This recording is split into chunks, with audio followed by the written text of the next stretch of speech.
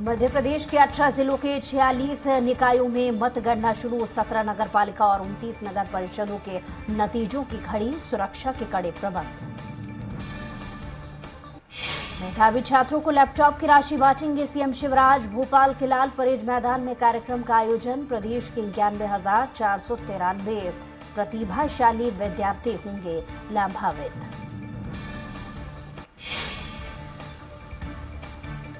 कांग्रेस राष्ट्रीय अध्यक्ष के लिए नामांकन भरेंगे दिग्विजय। मध्य प्रदेश के पूर्व मंत्री पीसी शर्मा बनेंगे प्रस्तावक। नेता प्रतिपक्ष गोविंद सिंह के साथ 10 विधायक रहेंगे मौजूद। रायपुर में प्रदेश कांग्रेस कार्यकारिणी की अहम बैठक। मिशन 2023 के लिए बूथों के लिए बनेगी रणनीति। प्रदेश प्रभारी सीएम और पीसीसी चीफ रहेंगे मौजूद। कबीरधाम जिले के दौरे पर मुख्यमंत्री भूपेश बघेल। पंडरिया में आयोजित भेंट मुलाकात कार्यक्रम में होंगे शामिल। जनप्रतिनिधियों और सामाजिक संगठनों से करेंगे चर्चा।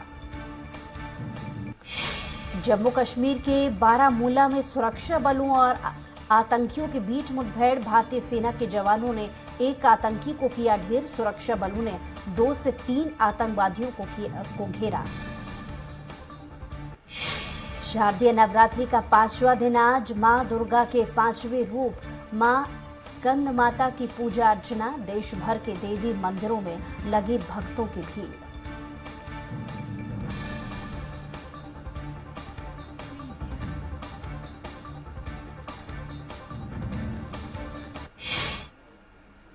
नमस्कार, आप देख रहे हैं स्वराज एक्सप्रेस। मैं हूं आपके साथ बुशरा और सबसे पहले खबर की बात कर रहे हैं, जहां कांग्रेस में राष्ट्रीय अध्यक्ष पद की रेस में मध्य प्रदेश के पूर्व मुख्यमंत्री दिग्विजय सिंह का नाम सबसे आगे है।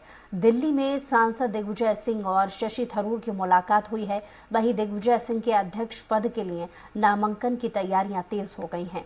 विधानसभा नेता प्रतिपक्ष गोविंद सिंह ने नामांकन के लिए प्रस्तावकों और समर्थकों के नाम भेज दिए हैं। प्रस्तावक और समर्थकों की सूची में पीसी शर्मा, हिना कावरे, लाखन सिंह यादव, आलोक चतुर्वेदी, आरिफ मसूद, कांतिलाल भूरिया, रामलाल मालवीय, सुरेंद्र सिंह बघेल, विपिन वानखेड़े, कमलेश्वर पटेल सहित विधानसभा नेता प्रतिपक्ष गोविंद सिंह का नाम शामिल है। और चलिए अब आपको बताते हैं कि दिग्विजय का नाम आगे क्यों चल रहा है। वजह क्या है जो पार्टी ने उन पर ज्यादा भरोसा जताया है अध्यक्ष पद के लिए। दरअसल दिग्विजय सोनिया और राहुल गांधी के करीबी माने जाते हैं। दिग्विजय को राहुल गांधी की भारत जोड़ो यात्रा का इंचार्ज बनाया गया था। भारत जोड़ो यात्रा को उम्मीद से ज्यादा अच्छा रिस्पॉन्स मिला। राजस्थान में उठे विवाद के बाद दिग्गी का नाम आगे हुआ।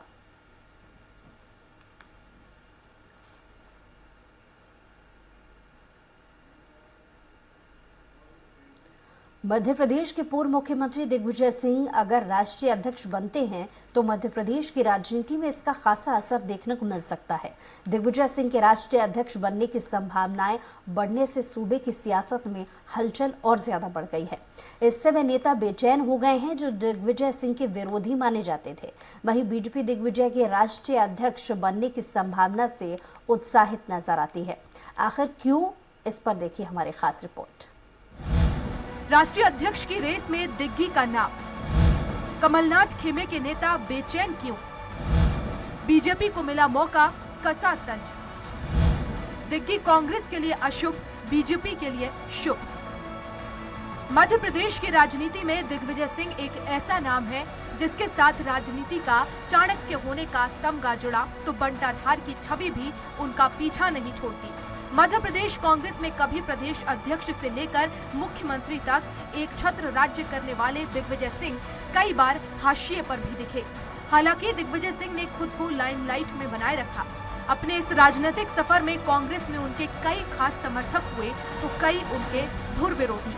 कमलनाथ दिग्विजय सिंह के दोस्त की भूमिका में नजर आए तो कभी दोनों की पटरी नहीं बैठी। दिग्विजय सिंह अगर राष्ट्रीय अध्यक्ष बनते हैं तो सबसे ज्यादा असहज होंगे मध्य प्रदेश के पूर्व मुख्यमंत्री कमलनाथ, जो हमेशा से खुद को दिग्विजय सिंह से बड़ा नेता मानते नजर आए हैं।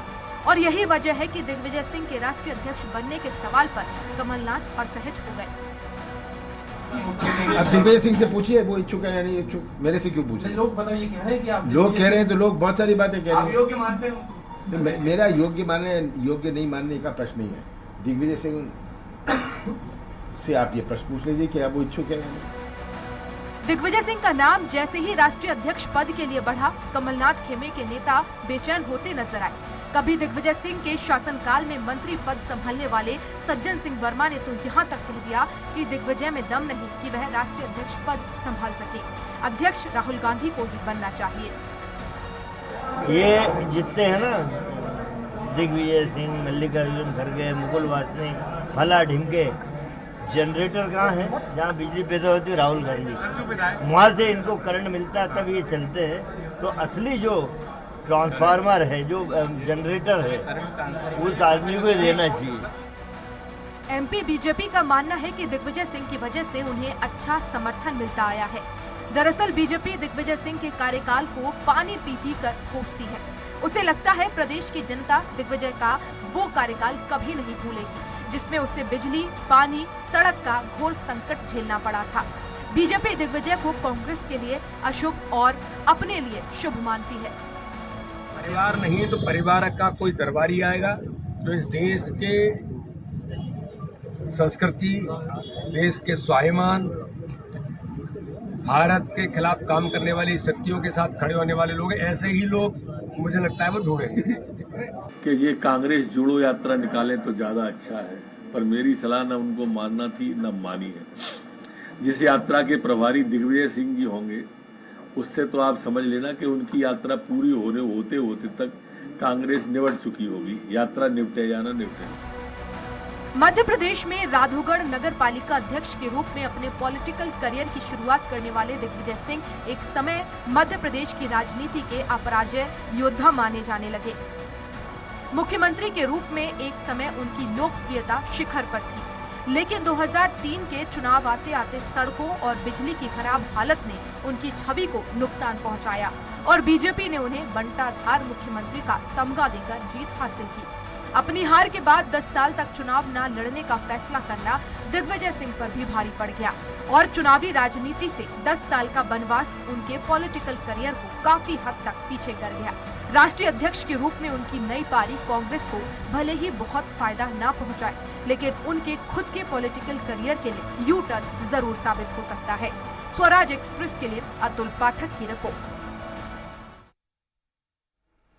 तो राष्ट्रीय राजनीति में दिग्विजय एक बार फिर से हाईलाइट हैं और कभी मध्य प्रदेश की पॉलिटिक्स के सबसे बड़े खिलाड़ी माने गए दिग्विजय सिंह का सियासी करियर उतार चढ़ाव से भरा रहा है। 2003 के बाद भी दिग्विजय सिंह अपने बयानों से सुर्खियों में आते रहे हैं, लेकिन 19 साल बाद दिग्विजय का नाम राष्ट्रीय अध्यक्ष के लिए आगे बढ़ते ही टॉप हेडलाइन में शुमार हो गया है। देखते ही देखते दिग्विजय सिंह की सियासत का जाना अनजाना सफर ये ग्राफिक्स के जरिए हम आपको बता रहे हैं। दरअसल 28 फरवरी 1947 को राधौगढ़ में उनका जन्म हुआ। GSITS इंदौर से इंजीनियरिंग उन्होंने की। 1971 में राजनीति में कदम रखा। 1977 में पहली बार विधायक बने। 1980 में अर्जुन सिंह मंत्रिमंडल में राज्य मंत्री बने। 1984 और 92 में दिग्विजय सिंह लोकसभा में सांसद बने। 1993 में मध्य प्रदेश के मुख्यमंत्री बने। 10 साल तक कोई चुनाव नहीं लड़ा। 2004 से 2018 तक लगातार कांग्रेस के राष्ट्रीय महासचिव रहे। दिग्विजय सिंह के पास सत्ता और संगठन का लंबा अनुभव है।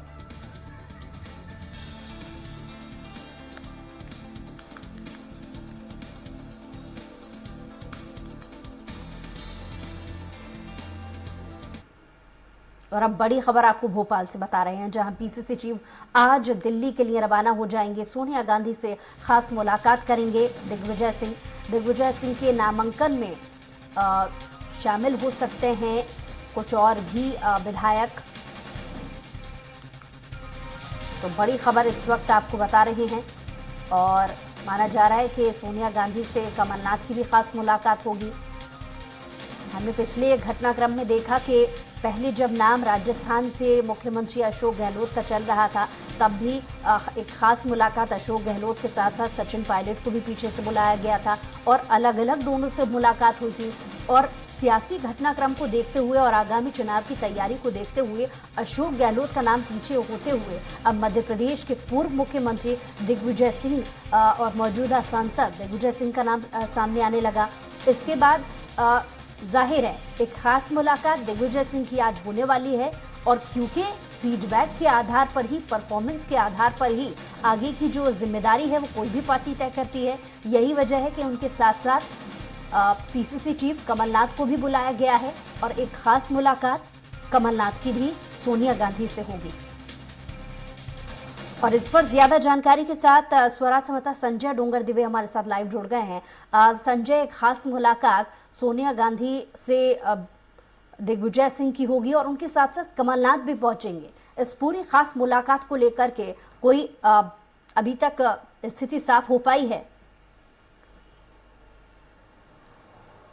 बिल्कुल बुशा, मैं आपको बता दूं कि जिस प्रकार से कल पूर्व मुख्यमंत्री दिग्विजय सिंह ने अपने फॉर्म की बात करी थी, उसके बाद अब कमलनाथ भी एक्शन में दिख रहे हैं और कमलनाथ आज लगभग 12 बजे के लगभग भोपाल से दिल्ली के लिए रवाना होंगे और दिल्ली में जो पूर्व राष्ट्रीय अध्यक्ष, आप कह सकते हैं कि राष्ट्रीय अध्यक्ष सोनिया गांधी हैं, उनसे मुलाकात करेंगे। कहीं ना कहीं अगर इस पूरे यात्रा को देखा जाए तो यात्रा का जो निचोड़ निकल के आ रहा है कि राष्ट्रीय अध्यक्ष के चुनाव को जिस प्रकार की भागीदारी होनी चाहिए या किस प्रकार के प्रत्याशियों को चुना जाए, क्योंकि हम देख रहे हैं कि राष्ट्रीय अध्यक्ष को लेकर जिस प्रकार की बैठकों का दौर चल रहा है कांग्रेस में, उसके अंतर्गत क्योंकि हम जो नाराज लोग हैं, नाराज विधायकों या नाराज सांसदों या नाराज कार्यकर्ताओं की बात कर ली जाए तो उस पर उनको लेकर ही चर्चाएं चल रही है। वहीं अगर हम भोपाल मध्य प्रदेश की बात करें तो मध्य प्रदेश के दिग्विजय सिंह, जो पूर्व मुख्यमंत्री दिग्विजय सिंह का नाम आगे आने के बाद भी कमलनाथ को, क्योंकि इससे पूर्व अगर कमलनाथ की बात करें तो कमलनाथ को बुलाया गया था, कमलनाथ ने साफ मना किया था कि मैं भोपाल में मध्य प्रदेश में बिजी होने के कारण दिल्ली नहीं जा पा रहा हूं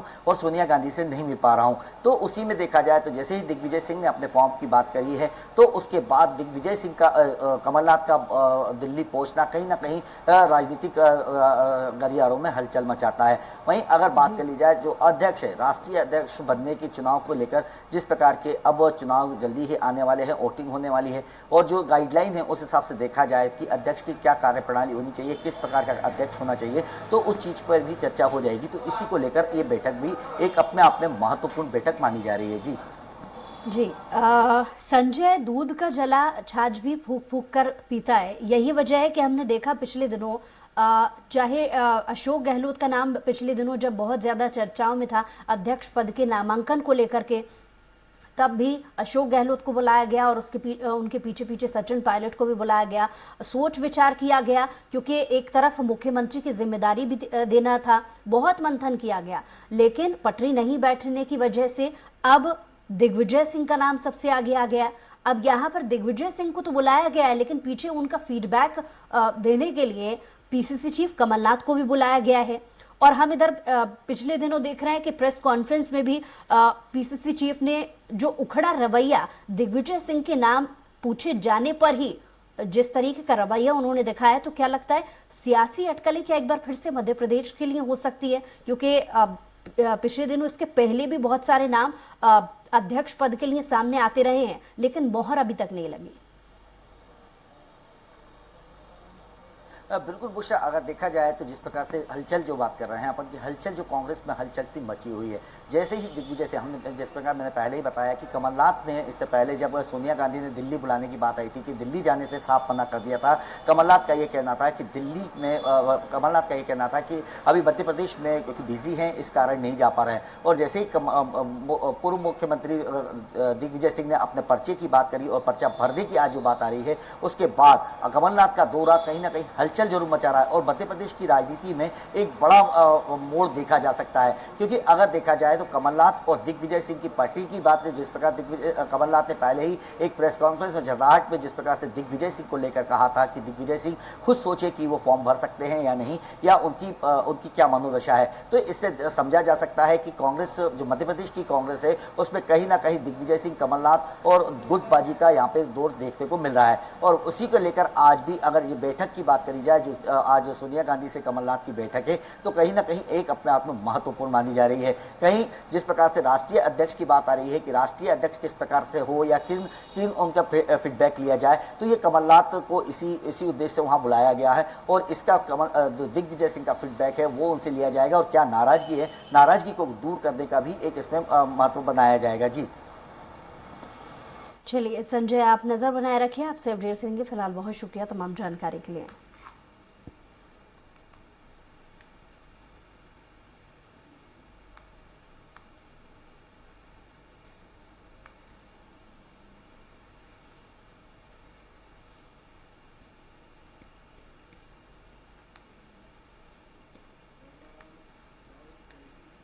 अगली खबर की बात कर रहे हैं, जहां इंदौर में नवरात्र पर्व पर गरबा पंडालों में बजरंग दल और हिंदू संगठनों की निगरानी लगातार बनी हुई है।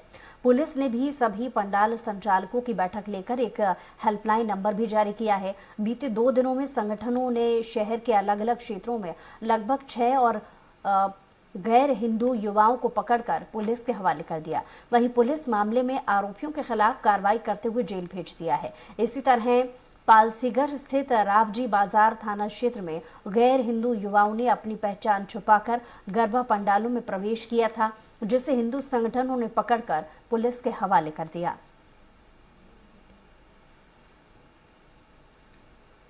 मुख्य तौर पर जितने भी जगह इस तरह के गरबे हैं, पंडाल हैं और इस तरह के कार्यक्रम हैं, सभी जगहों पर पुलिस की व्यवस्था लगाई गई है ताकि सारे जो आयोजन हों शांतिपूर्ण ढंग से हों और एक बेहतर संतुलित माहौल में संपन्न हो। इसमें हेल्पलाइन नंबर जारी किए गए हैं ताकि किसी भी तरह की कोई अव्यवस्था होने पर या किसी भी तरह की परेशानी होने पर लोग उनसे तत्काल संपर्क करें। उसमें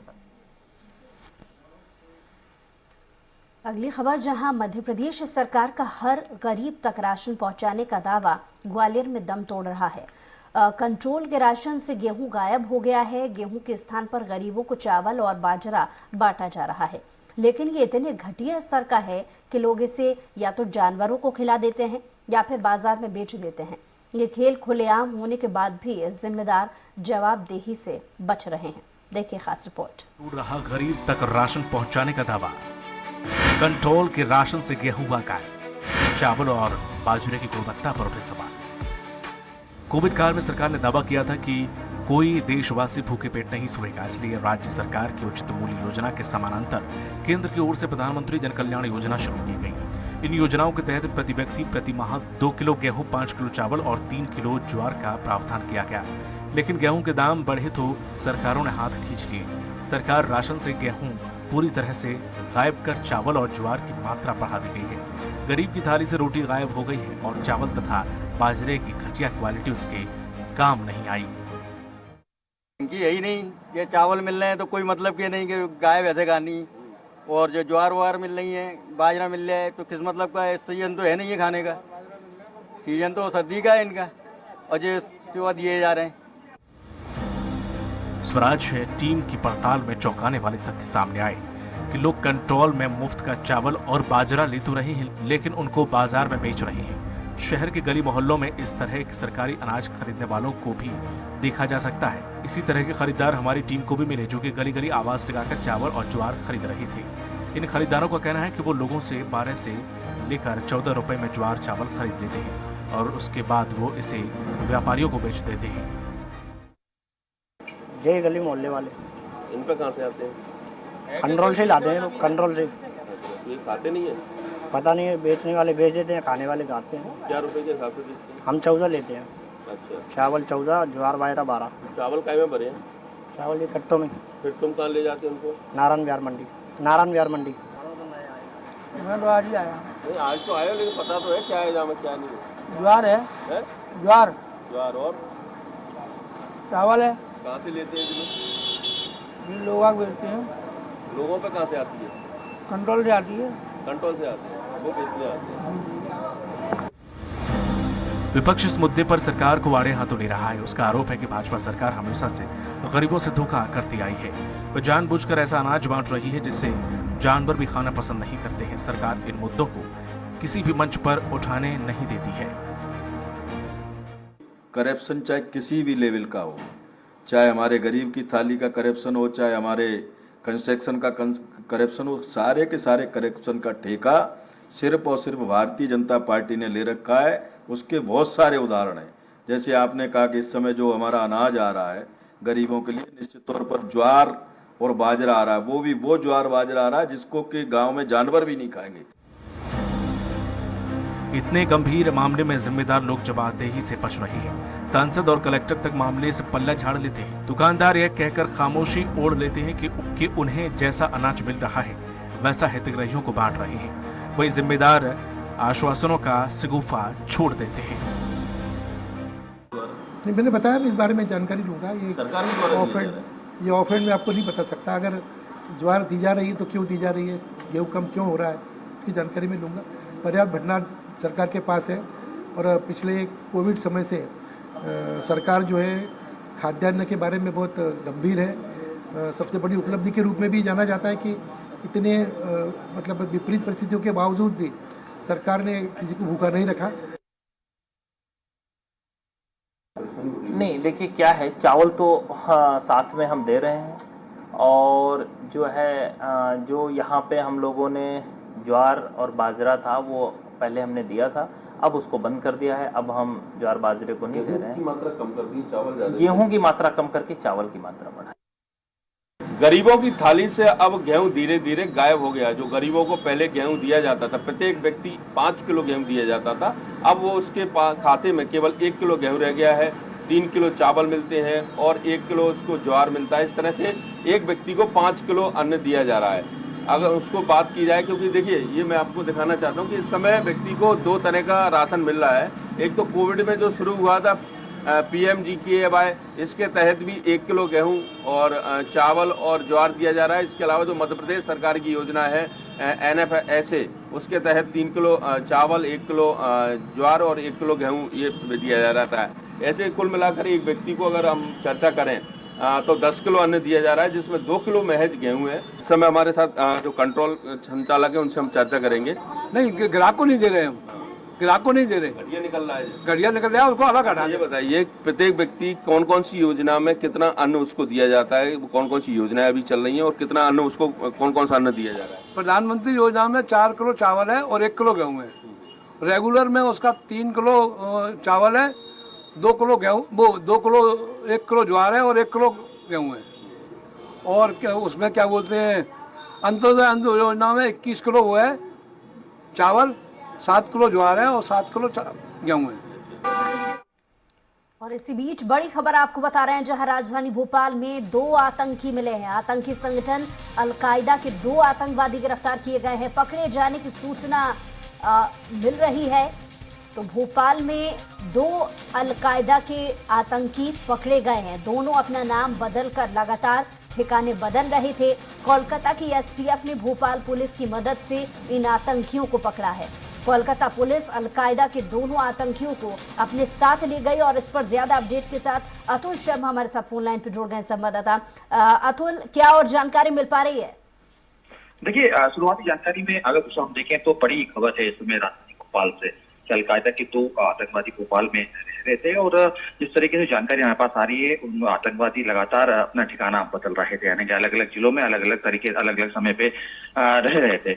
ऐसे में कोलकाता जो ATS है उन्होंने कार्रवाई की है। हालांकि इसके अंदर भोपाल पुलिस की भी ATS ने मदद ली थी और दोनों ने संयुक्त रूप से कार्रवाई करके दोनों ही अलकायदा के जो आतंकी हैं उनको गिरफ्तार कर लिया है। और उसका जो हमारी जानकारी आ रही है उसके हिसाब से ATS कोलकाता दोनों ही आतंकियों को कोलकाता लेके रवाना हो गई है, जहाँ पे उनसे पूछताछ की जाएगी। हालांकि बड़ी कार्रवाई इसको कह सकते हैं, काफी गोपनीय तरीके से कार्रवाई की गई थी विशाल, क्योंकि जिस तरीके से हम देख रहे हैं कि कोलकाता ATS का भोपाल आना, कार्रवाई संयुक्त रूप से करना, लंबी जो है कार्रवाई के बाद गिरफ्तारी करना और गिरफ्तारी के बाद उनको ले जाना, उसके बाद की जानकारी जब ये बाहर से निकल के आती तो कह सकते हैं काफी गोपनीय तरीके से कुछ ये कार्रवाई थी। बहरहाल लेकिन जिस तरीके से हम देख रहे हैं केंद्र सरकार जिस तरीके से लगातार जो है इस पे कार्रवाई कर रही है और अलग अलग PFI की बात करें, अलग अलग जो अलकायदा की बात करें, जिस तरीके से एक आक्रामक रवैया और सीधे तौर पे गिरफ्तारी जैसे मामले जब सामने निकल के आते हैं तो एक बड़ी कार्रवाई के रूप में इसको देखा जा सकता है। चलिए, बहुत शुक्रिया तमाम जानकारी के लिए अतुल। बुलेटिन में इतना ही। कुछ और खबरों के लिए देखते रहिए स्वराज एक्सप्रेस।